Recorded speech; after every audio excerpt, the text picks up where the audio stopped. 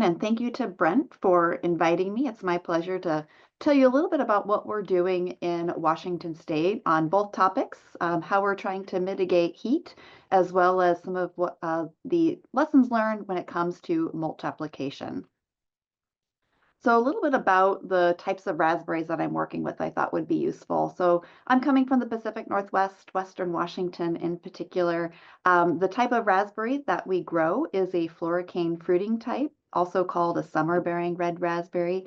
And it is predominantly entirely machine harvested, as you can see in this picture on the right and in the center.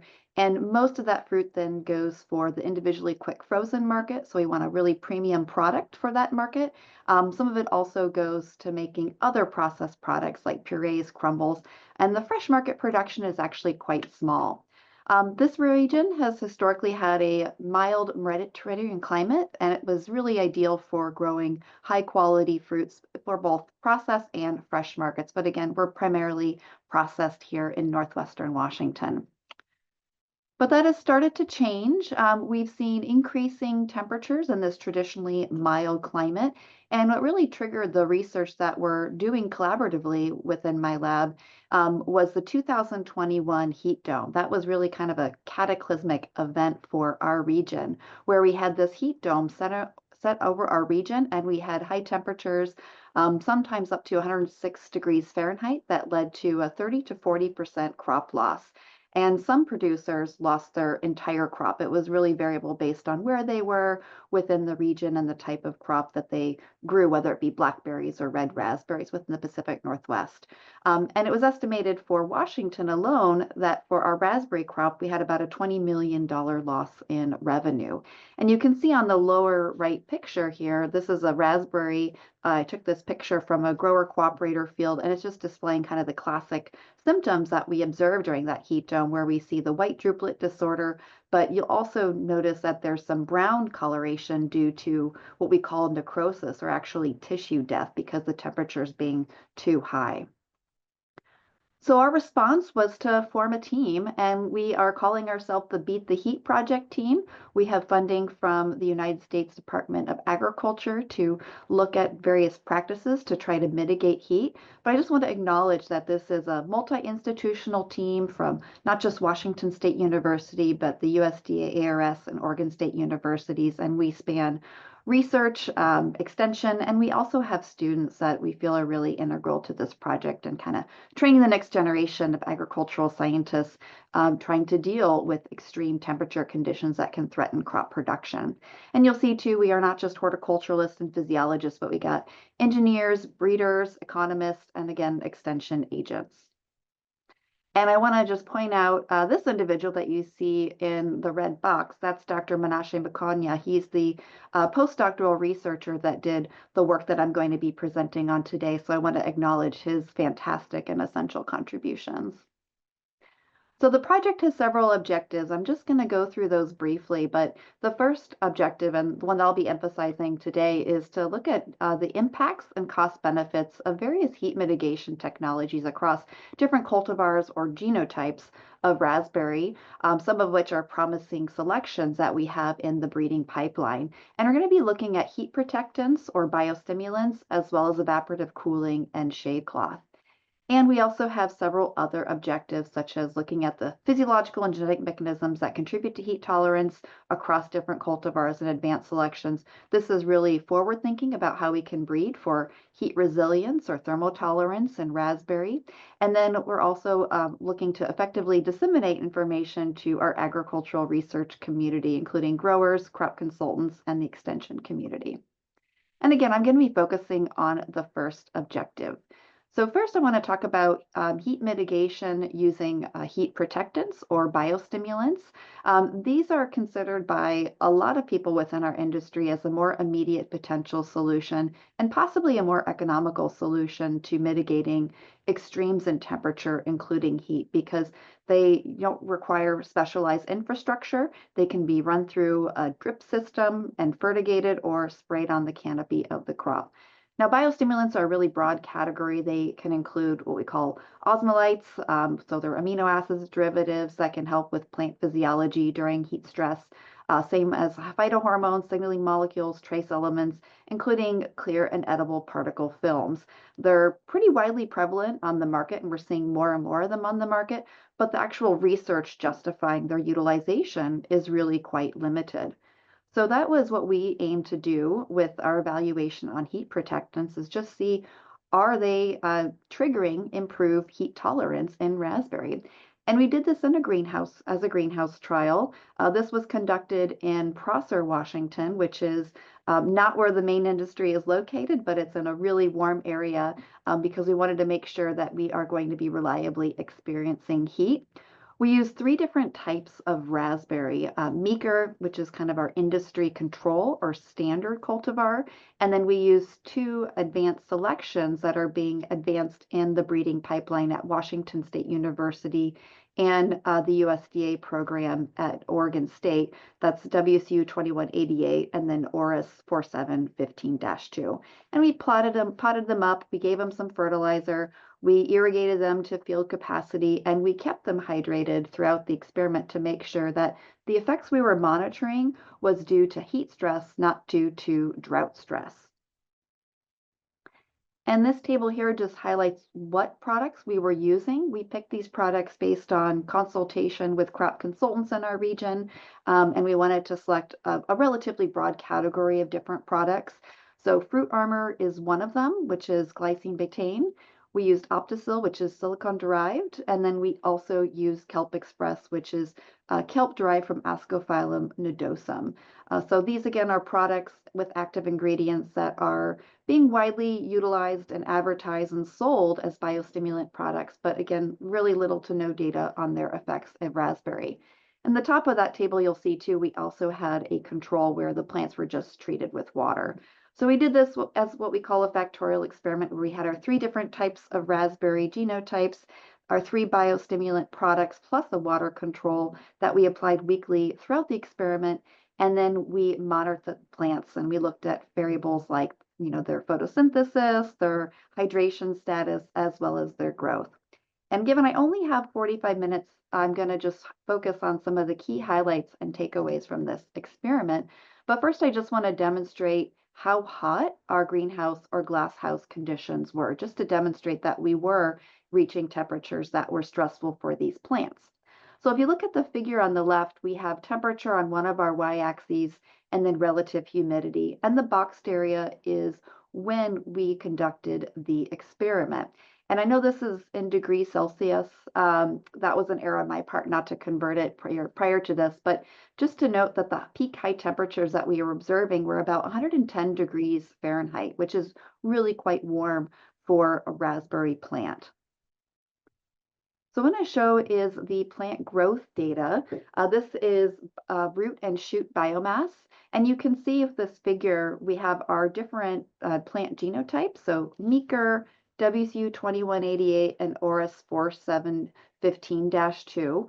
C is our control, FA is our Fruit Armor, O is our Optisil, and KX is our Kelp Express. And, pretty quickly we could visually see that plants treated with the Fruit Armor followed by the Kelp Express just visually looked better. And that was confirmed when we looked at our total biomass or total growth, which is shown on the left. So this figure here, again, total biomass on our y-axis and our various treatments. The different colored bars represent the treatments. And again, what we saw was that the Fruit Armor was significantly improving the biomass of the raspberry plants across the different cultivars relative to the control. And then Optisil and Kelp Express were intermediate.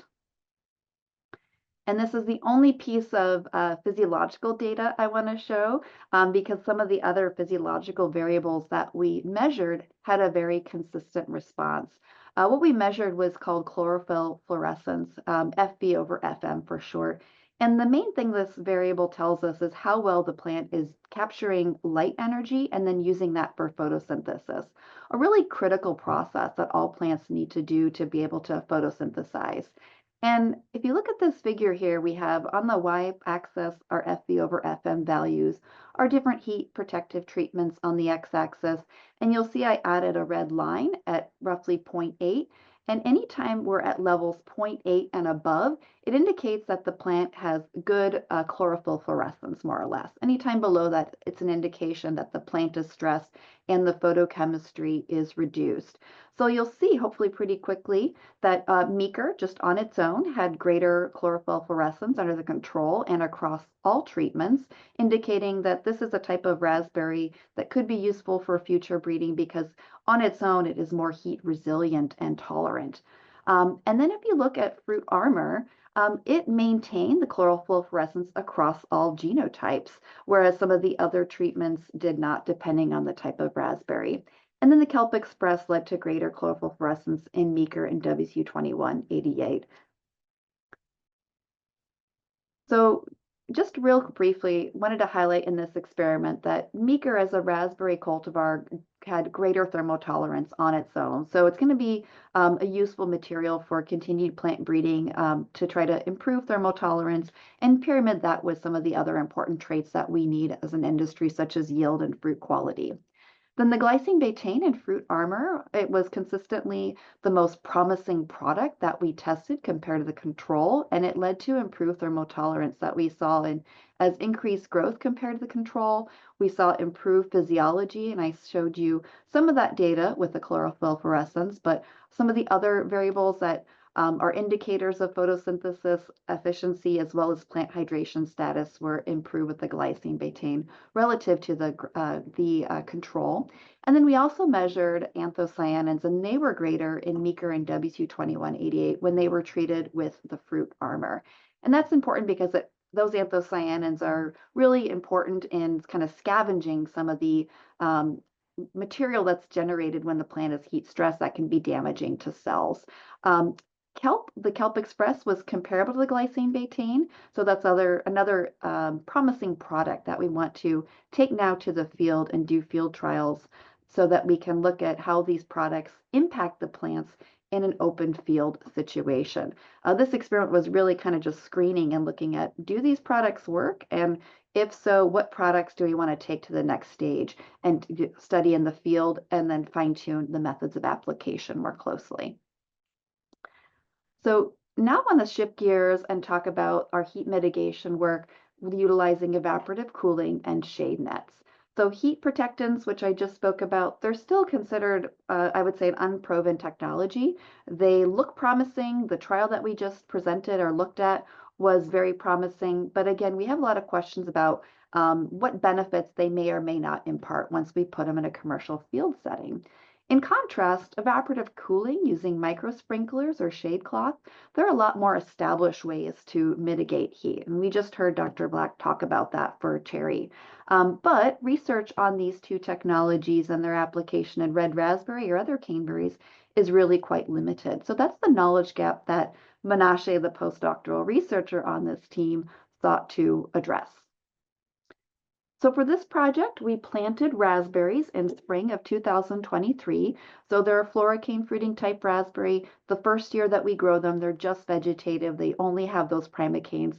And then the first year that we collect yield data would be 2024 with that 2023 planting date. And we did this in a manner as what we call a split plot design with 4 replications. And you can see some of the details about the experiment. The main thing I want to highlight is where the experiment was conducted. So it was conducted in Prosser, highlighted in red on that map of Washington State. That is not the main area where we grow raspberries, but just like the first experiment, we wanted to conduct this research in an area where we knew we could consistently have high temperatures and cause plant stress, so we could look at the efficacy of these various treatments. Now, our main treatments were evaporative cooling using micro sprinklers, and you can see some of the details associated with the micro sprinkler picture. We actuated or turned on the micro sprinklers when the air temperatures reached 90 degrees Fahrenheit or above, and then we stopped them at roughly 7 p.m. or when temperatures dropped below 90 degrees Fahrenheit. Then we had shade cloth, which was 40% par, and we just had that installed during the growing season. And then we had our untreated control. And then nested within that, we had our various genotypes or types of red raspberry. So again, Meeker, one of our industry standards, Wakefield, which is another commercially important red raspberry cultivar for our region, and then the two selections that we used in the previous experiment, WCU 2188 and ORIS 4715. So I want to highlight data from this past year, 2024, and what we're looking at here is the fruit surface temperatures. So what we did during this experiment, or what Menashe did as the researcher, postdoctoral researcher working on this, is he installed copper constant thermocouples on the surface of the raspberry fruits for all of the treatments, so we could measure the surface temperature of these developing and ripe berries. And I have the data for those berry surface temperatures as well as the air temperature on the right for a particularly hot week in July of 2024. So this is in Celsius again, but hopefully you'll see I've added a few notes here that kind of help help you kind of understand and conceptualize what temperature ranges we're looking at. So first I want you to look at the black dots. That's the air temperature. And we had high daytime air temperatures of about 95 degrees Fahrenheit. Now look at the colored lines, the blue, the green, and the orange. This is the actual surface temperature of the berries. So right away, what we see is that the actual surface temperature of the fruit can be up to 10 degrees Fahrenheit or 10 degrees warmer than the air temperature. And and that's shown by the control.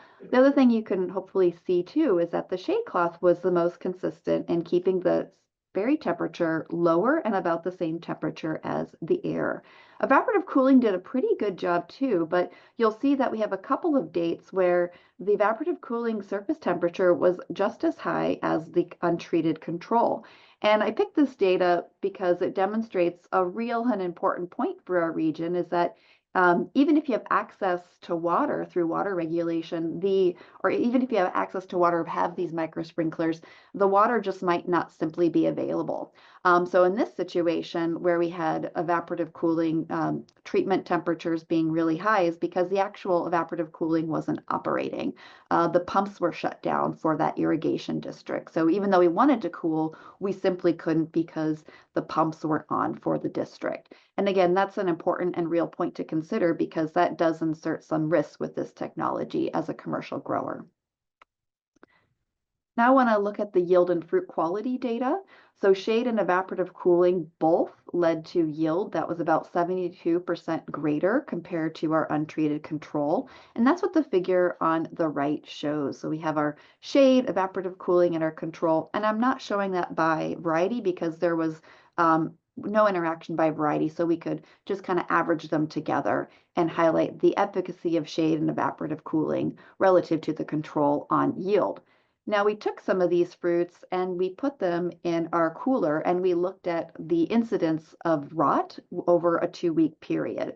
And what we noticed is that for one cultivar in particular, the Orris, which, sorry, that's a selection, we noticed that there was a significant increase in post-harvest storage rot. And this is important for any growers that are selling on the fresh market. We did again see a noticeable increase with the evaporative cooling treatment on post-harvest rot. For the processing industry, this really is an issue because as soon as those raspberries are harvested, they're maybe in a cold room for 24 hours before they're then processed. But again, for fresh market growers, evaporative cooling does insert that risk of increasing storage rot or post-harvest rot. When we look at the other fruit quality parameters, though, such as sugars, acidity, as well as total or pH and total titratable acidity, we saw no differences by treatment, so the fruit quality was maintained. So some of the conclusions and next steps for this project are listed here. So again, yield, photosynthetic, and plant hydration data demonstrate that the shade cloth and evaporative cooling mitigate heat stress with some variation by the genotype or the cultivar of red raspberry. And just like the previous presentation, I didn't show you all of the data, so you'll have to just kind of take my words. I want to just kind of give you the takeaways for this research that's in progress. Evaporative cooling did cause a noticeable increase in post-harvest diseases, but again, we just saw that in one particular genotype, the Orris. We didn't see that in Wakefield nor the WQ2188. We didn't test it in Meeker because the fruit was just simply too soft. So that again, that concern or that risk if you're a fresh market grower on post-harvest storage diseases and rot for fresh market is going to vary again by the genotype, and what we assume or hypothesize is related to the structural integrity of the fruit and how susceptible it is to some of these rot-causing organisms. We're going to be continuing on with the experiment and collect data in 2025, and we have economists on this team, and they're going to be doing cost benefit and adoption surveys to help inform our adoption and outreach strategies with our industry. So I have a table here too, and this table really kind of helps me frame how I think about these various technologies in terms of their pluses and minuses. And what I have here is a column dedicated to shade cloth, and then a column dedicated to evaporative cooling. And over time, we're going to add another column for biostimulants as we generate more data. But you can see I have pros and cons listed for each of these heat mitigation technologies for red raspberry. So for shade cloth, you can see some of the pros or benefits is that not only does it help cool the fruit, but it can also have a dual functionality as hail netting, which is important for some growers. We do have hail periodically during fruit development. Again, it was most effective at mitigating some of the physiological indicators of heat and water stress.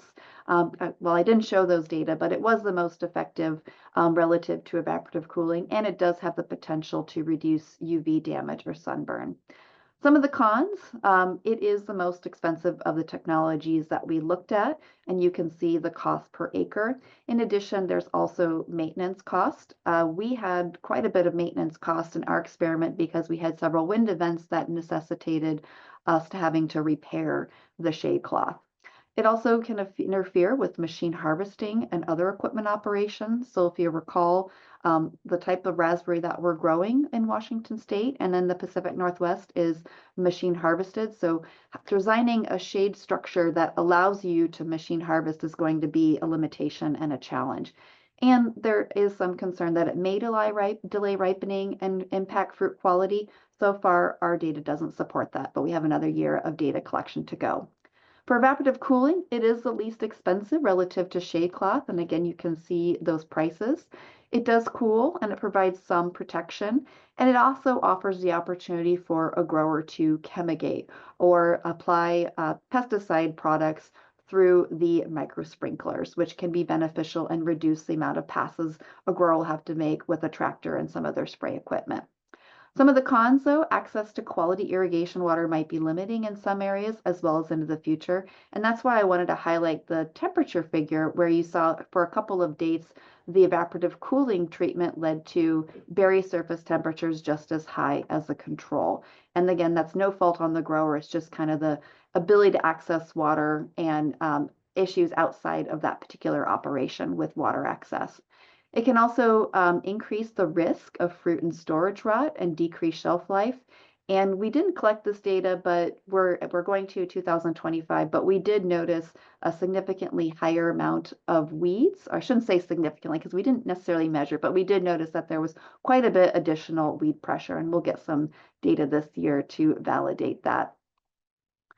So for this particular part of my presentation, I just want to acknowledge all of our team members that helped out with the experiment, as well as the funding agency. And if this is a topic that you're interested in, I encourage you to check out our website. The QR code is there.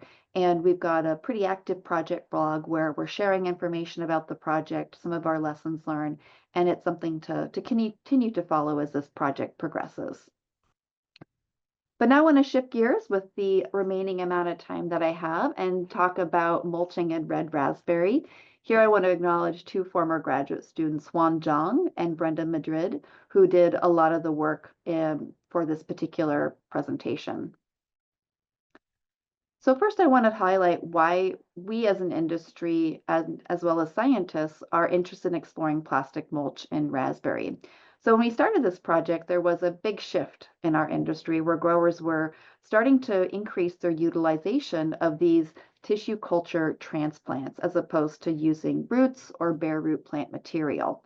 And growers had some challenges with trying to establish these tissue culture transplants, as well as managing weeds with their former herbicide management programs. And so they came to me and asked, are there things that we can do? What about mulching? Would that be a potential tool that can help us improve tissue culture transplant establishment, maybe reduce herbicide application, and in the long run, have an impact on some of our labor costs? And as we had these conversations and developed these projects, we wanted to make sure we were aware of some of the unknowns and try to incorporate that into our study. So first, when we look at plastic mulches, they're overall very have limited testing in perennial systems like red raspberry. And there were questions about could plastic mulches increase profitability? Growers are always sensitive to their cost, and with plastic mulches, there is a removal cost that requires labor. And there is a disposal cost because they're tipping fees. And those tipping fees vary quite a bit by region. And in our region, tipping fees are really quite high. So utilizing plastic mulch might have some horticultural benefits, but when you factor everything together, it might actually not be economically wise when you factor in the removal and disposal costs. And then the other part was pest impacts, root lesion nematode in particular, or Pratolanchus penetrans. This is a nematode species, a plant parasitic nematode that lives part of its life cycle within the roots of plants, including raspberry, and can reduce establishment, growth, and productivity. And in extreme cases, it can lead to plant death. It's the number one reason growers in our region fumigate, so they wanted to make sure that if they utilize plastic mulches, they have an understanding of how it's impacting this key pest. But, plastic also has some additional challenges associated. Most of plastic that is used for mulching is made from polyethylene or PE mulch, and that's going to be how I refer to it throughout the rest of this presentation. So PE mulch is costly, again, to remove and dispose of. It's non-biodegradable, meaning it can persist in the environment as well as in landfills. It's estimated to take up to 300 years to degrade. No one's really done that research because that's a long time frame, but that's based on modeling and estimates. And then when PE mulch is removed from the field, it often is incomplete. So there's fragments that remain, and that's what the top right picture shows. There's a yellow arrow that's showing, when we take a core, we can see some PE mulch fragments, even though we tried to remove it. And it does generate plastic waste. The lower right picture, this is from California. A colleague of mine did this, and she collected plastics that were in stream banks adjacent to strawberry fields and found quite a bit of plastic material, plastic mulch being what was represented in the highest concentration. And here's just a few more pictures too of plastic mulch or PE mulch, as well as other plastic products. The picture on the left is my hand after walking through a strawberry field in California right after tillage. I probably walked 30 feet from the edge of the field into it and picked up just visible plastic fragments. And you can see there was quite a bit just within that 30-minute walk that I took. And that was after the grower removed it and sent a crew out to try to pick out residual fragments. So it definitely is present in the soil, and that raises some concern. And on the right, this is just a few miles down the road from that field. This is a landfill where a lot of that removed plastic mulch or PE mulch resides. And plastic mulch and looking for alternatives to plastics in general has been a point of concern as we think about environmental health as well as human health, because there have been several studies that have documented that plant roots associated with plastic particles, some evidence suggesting that some small plastic particles can be taken up by the root system, and that can lead to concerns about bioaccumulation and ingesting plastics. And the lower figure shows that we're finding plastics on bees, and essentially anywhere we're looking, whether it be in the ocean, on high elevation mountaintops, we're finding microplastics in our environment. So this brings us to look at alternatives to traditional non-biodegradable plastics. And soil biodegradable plastic mulch, or BDM, is one particular type of alternative technology that we've spent quite a bit of time studying. So BDM, again, is an alternative to non-biodegradable PE mulch. It's been around since the 1990s, and it's been engineered to biodegrade in soils upon incorporation. It's manufactured with different feedstocks. So PE mulch is made with polyethylene. The primary feedstocks used to make biodegradable plastic mulch are shown here. Novamont has a product called Matter B. It's a starch-based PBAT copolyester.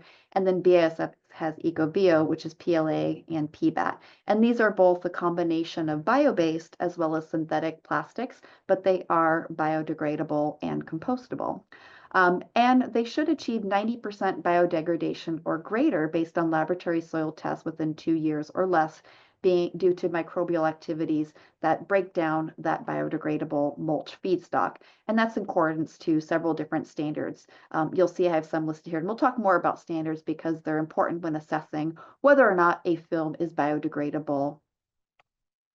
And the end of life of biodegradable mulches is pretty simple. After you're done utilizing that plastic mulch, the intended end of life is you till it in the soil. So you can see here, here's a picture on the left. This is Brian Malpin. He's a technician in my program. And we had just finished a strawberry trial utilizing biodegradable plastic mulch. He tilled it. This is his first pass and what it looks like on the left. A lot of people ask, does that plastic kind of accumulate on the tines? Very little. It's pretty brittle by the time we're tilling it in. And then on the right, what we're looking at is that biodegradable plastic from that same field and what the size of those fragments look like right after we incorporate it. And so the bottom is kind of an equation to think about the end of life of biodegradable plastic. So it goes from a film, it will kind of weather and we'll till it and it'll fragment. And eventually it'll be broken down into microparticles and nanoparticles as soil microorganisms naturally present in the soil will break it down and it'll release carbon dioxide, sometimes methane, and become biomass within that microorganism. So that's the intended end of life of biodegradable plastic mulch. So what I'm going to be presenting on when, connecting it back to raspberries is some of the key findings that we've learned when we have executed trials with polyethylene mulch or PE mulch and biodegradable mulch. And we've done this work in both spring as well as fall planted raspberry within our region. So I'm going to first highlight is what we learned about our spring planted raspberry after being treated with biodegradable as well as PE mulch. So for this trial, with spring planted raspberry, we utilized the cultivar Wakefield, and we did what we call a randomized complete block design with 5 replicates, so a fairly robust experiment. And we used actually 4 biodegradable plastic mulches. And if you'll recall, there were 2 primary feedstocks, one from BASF and one from Novamont. And if you look at this figure on the right, we see we have BASF 0.5 and 0.6 and Novamont 0.5 and 0.6. Those are our biodegradable mulch treatments. The number refers to the thickness in mils. And then we have our polyethylene mulch control and our bare ground control, which was industry standard at the time. So in a nutshell, what we learned is that when we planted raspberries in the spring with these different mulch treatments, both the polyethylene as well as the biodegradable mulch suppressed weeds, and they both led to an increase in soil temperature by about 2 to 3 degrees Fahrenheit. What we also observed is that mulch plants, regardless of whether it was PE or biodegradable mulch, had anywhere from a 31 to a 41% greater yield than their non-mulched counterparts. But that was limited to the first year only. When we did follow-up measurements of yield for this study, all of the treatments were the same. So essentially the plants caught up and that benefit of mulching was not detected in year 2, 3, and moving on. But you'll see on the figure on the right, that just shows yield trends over time for this particular trial. And the key thing to see is the green, which is again that bare ground, the industry standard control. And then the other lines are the biodegradable and polyethylene mulch treatments, which were higher than the bare ground control. And then beneath that, you can see the corresponding differences just visually in the plants. I think perhaps the most easiest is comparing the bare ground relative to all of the mulch plants. Now, when we looked at fruit size and quality across these different treatments, we saw no differences. So fruit quality and size was maintained throughout the study. But our takeaway from this study was that the polyethylene mulch or PE mulch was equivalent to biodegradable mulches when we looked at these variables. And it was pretty impressive how quickly we observed an effect of these different mulch treatments relative to that bare ground control or industry standard. So here's a picture from our trial. On the left, we're looking at our plants treated with the bare ground treatment. Again, this is our control, the industry standard for the time. And then on the right is one of our mulch plants. Again, this was 3 weeks after planting. So again, very visual difference, and that difference continued on through the first harvest the following year, but we didn't see any differences subsequently thereafter. And that might have been due to the fact that both polyethylene mulch as well as biodegradable mulches, they don't last, or they're not intended to last for a very long time in this typical production setting. We were only using them as an establishment tool. So we removed the polyethylene mulch about 1 year after its initial application, and the biodegradable mulch, it just kind of naturally deteriorated and degraded within about 18 months. Now I want to talk about what we learned from our fall planted raspberry trial. So this was set up in a manner very similar to the first experiment. The only differences being we used a cultivar called Wakefield and the application time. The application time was in September as opposed to May because it was a fall planting. So mulches suppressed weeds. That's what the picture on the top is trying to demonstrate.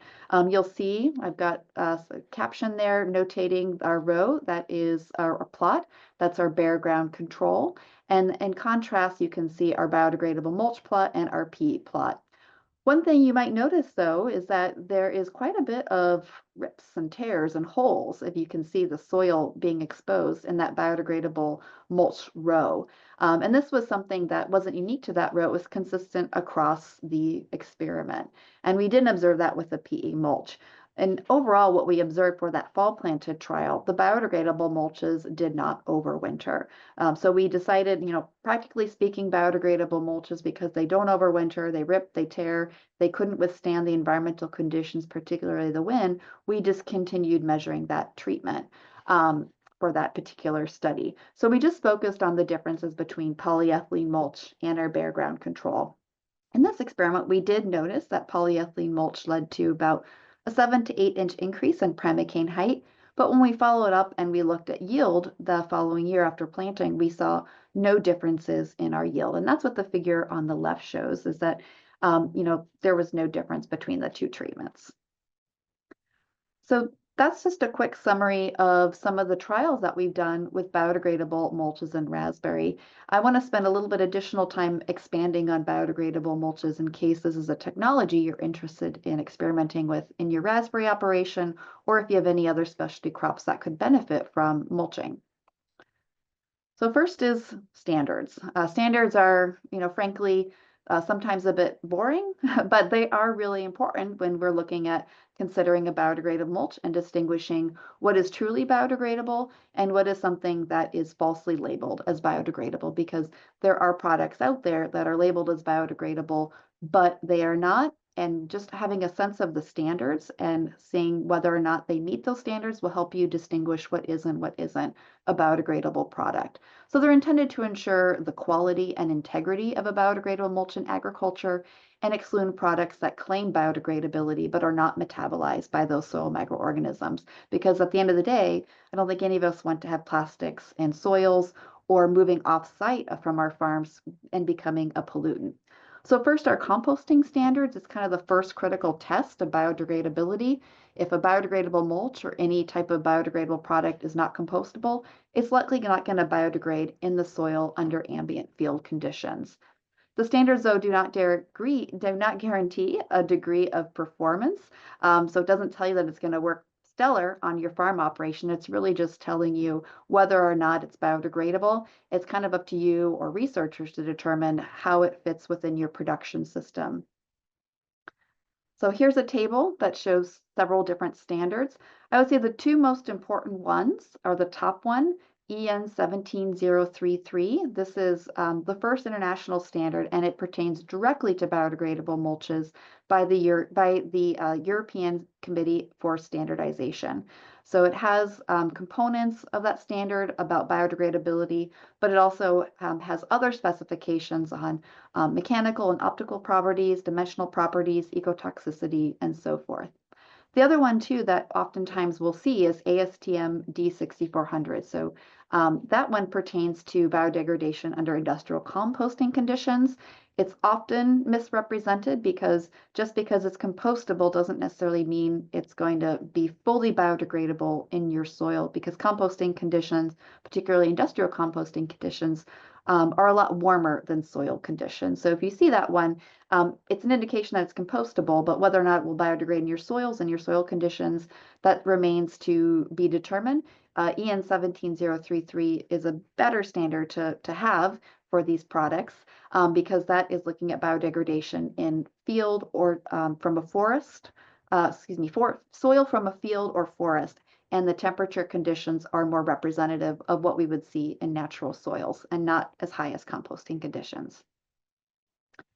And all of this is really to help you as a grower or perhaps as a consultant to avoid oxodegradables or photodegradables because these are plastic products made with conventional plastics like high density and low density polyethylene or some of the other plastic materials that you see listed here like polypropylene.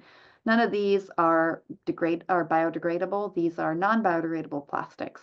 The oxo and photodegradables, they have additives that cause the material to become brittle and break apart into fragments when exposed to light, heat, or oxygen.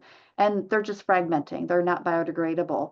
And what happens, unfortunately, when growers utilize these materials is that then they have some persistent plastics in their soil. So here's a picture taken by a colleague of mine on the left. What you can see is 3 years after they use an oxodegradable product, they still have plastic particles as well as large plastic pieces within their field. So really the intention with these standards is to try to avoid you making the mistake and using these products because again, oftentimes they're labeled and they're misrepresented as being biodegradable. The EU prohibited single-use plastic products as well as products containing oxodegradables. And that's really just to kind of show consensus that these are not biodegradable products and to really avoid them despite labeling. Some other final questions I get is about application. How do you apply them? And the answer here is you can apply them with the same equipment that you use for normal mulch application. You'll just want to adjust the tension on the roller bars a little bit because they do tend to be a little bit more fragile and don't stretch as well. But once you get that fit adjusted, the application speed is the same for regular as it is for regular plastic. And then the other piece I want to emphasize is whether or not you can use biodegradable mulches in organic production. And this is a bit of a catch-22 because biodegradable mulches were added to the list of allowed substances in 2024, but there's all of these requirements that you see listed here on this slide, the main one being the 100% bio-based content requirement. And no commercial product has 100% bio-based ingredients. So the main takeaway is at this time, no commercial biodegradable mulch made with plastic feedstocks meet these requirements. So they're not allowed in certified organic production. Paper products that are biodegradable can though, but you should always check with your certifier. And then the other piece is biodegradable mulches are not fumigation tarps. So the EPA has a list of tarps that are tested for permeability to qualify for buffer zone reduction credits. Just like polyethylene mulch, biodegradable mulches are not on that list. So if a grower is going to be fumigating with a biodegradable mulch, they can only apply the biodegradable mulch after the fumigant's reentry interval has expired, or they may be applied during fumigation, but they don't qualify for buffer zone reduction credits. And you do insert some risk because we really don't know how biodegradable mulches will withhold once exposed to some of these fumigants. And then another question we get is, do they impact soil health? Because you're tilling a biodegradable plastic product in your soil. And we've had collaborators look at this over the years. I'm showing data where we're looking at total soil health function in 2 locations where we tested biodegradable mulches. The main takeaway is the soil health index varies by year and by location or seasonality, but we're not seeing any differences across the treatments, whether it's biodegradable or polyethylene. And then lastly is the economics. So biodegradable mulches are 2 to 3 times more expensive. However, there are some cost savings because there's no labor to remove the mulch. You just have to till it. There's no tipping fees where you would otherwise have tipping fees at a land disposal site or a recycling facility if you're lucky enough to have recycling for plastic mulch. but you still have to go through the expense of removing any drip tape or tube if you're using that. So overall, when we just look at studies that are looking at the cost benefits, we actually see um, a, a gain or improvements overall because the growers are saving on no, they're not having to have the expense of labor as well as disposal fees associated with plastic mulch. So it can be more economical in the long run to use a biodegradable mulch product. So I know I'm really at the end of my time, so I want to just go through a few conclusions. Plastic mulch made from polyethylene. It is valuable in small fruit production, but it does have end-of-life management challenges. There are some fantastic people working on recycling plastic mulch, so that is an emerging solution and becoming more viable. But that being said, biodegradable mulch is still a nice alternative to consider. And our findings to date that black biodegradable mulch performs equivalent to black PE mulch. I didn't mention any of the nematode data due to time concerns, but we also didn't see any effects of the biodegradable or polyethylene plastic mulch on plant parasitic nematode populations. So it doesn't seem like it's increasing the risk of those key organisms. And commercial biodegradable mulches are not certified organic and they're not tarps. So real quick, these acknowledgements. And then if you're interested in learning more about mulch technologies, including biodegradables, we have quite a bit on our project website. There's a free newsletter we release twice a year. We even have a podcast if you're looking for more content.